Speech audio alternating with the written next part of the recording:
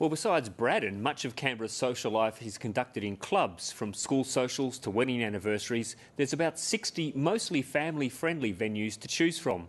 But not everyone has an enjoyable experience.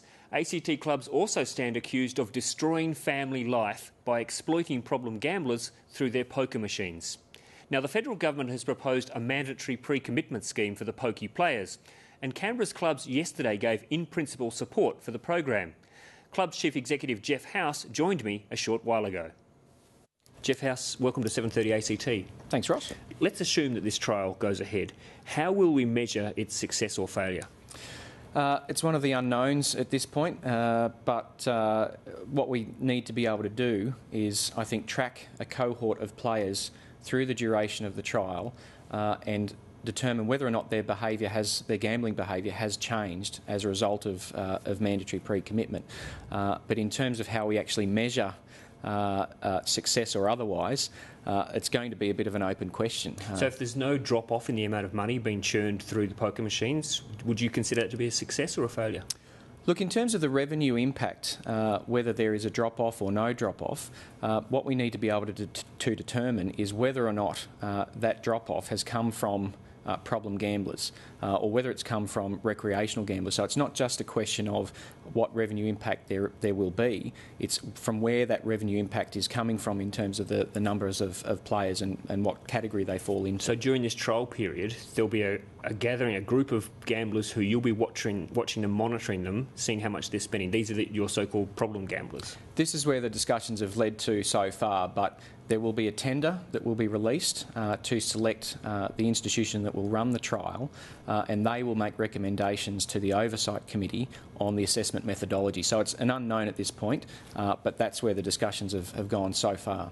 Are you able to do that? Can you point out in the community a handful of problem gamblers?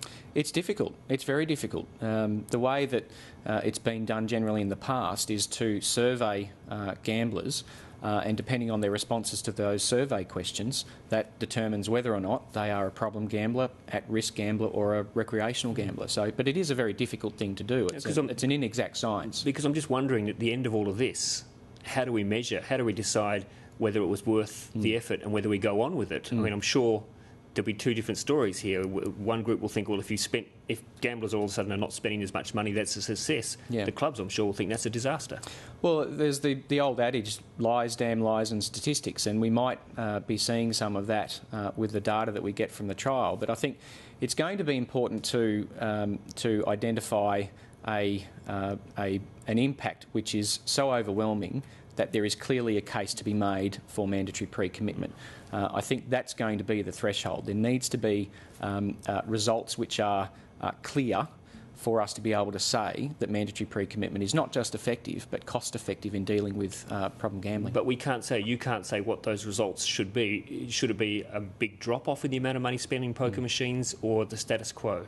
Look, my measure, and I'm not an expert and will eventually get some advice from research institutions that are experts in this field, but personally my view is that unless the behaviour of problem gamblers has been impacted as a result of mandatory pre-commitment and in a way that's lasting and sustainable, then I don't think it will have been shown to work.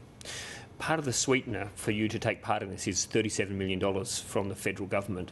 Given that some of the clubs who will be getting that money are owned by the Labor Party, do you see a potential for a conflict of interest there, for a conflict? Look, I don't. I understand there's been a long debate about the role of the Labor Club across a range of issues to do with gambling in the ACT, but in this instance what we're talking about is a financial package made available to all clubs that participate in the trial to compensate for revenue loss. So we're not talking about sort of any windfall gain, we're talking about making sure that no club suffers a financial impact as a result of participating in the trial. And that's important because the purpose of the trial is to determine whether or not mandatory pre-commitment works. We have to try as best as we can to remove any disincentive for clubs to participate so we can get the results. Is it possible, though, for the duration of the trial to just stop all donations to political parties? Is that an option? Look, it is an option, but I'd be a little bit nervous about restricting the rights of clubs to be making political donations if they so choose. But certainly it is an option, and I'm sure it will be one that's discussed.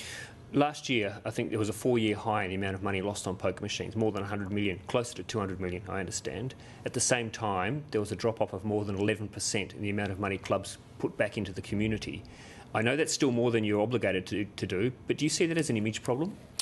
Look, the amount of money that clubs donate to community organisations fluctuates year in, year out. But certainly over the last little while, the trend has been down. Why is that? Well, clubs are looking at their bottom line and have been for some years now. I think there's been a sort of an impression that clubs have a great deal of money, that you just open the door and money walks through. It's not the case anymore. Clubs are very, very close to the margin now financially.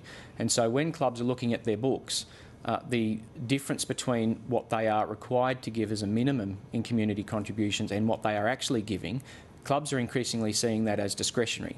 And they're looking at that line in terms of how they... Would you like to see them be a little bit more generous, though? Look, I think they're a lot more generous than they are required to be. And yes, I would like to see more money being given to the community through clubs. I'm of the belief that it's a very effective and efficient way of financing and funding community organisations through the contributions that clubs give. And I think the government should actually recognise here, as has happened in New South Wales, that sort of tax breaks that New South Wales clubs have received will actually flow through to the community. Geoff House, thanks for joining us. Thanks, Ross.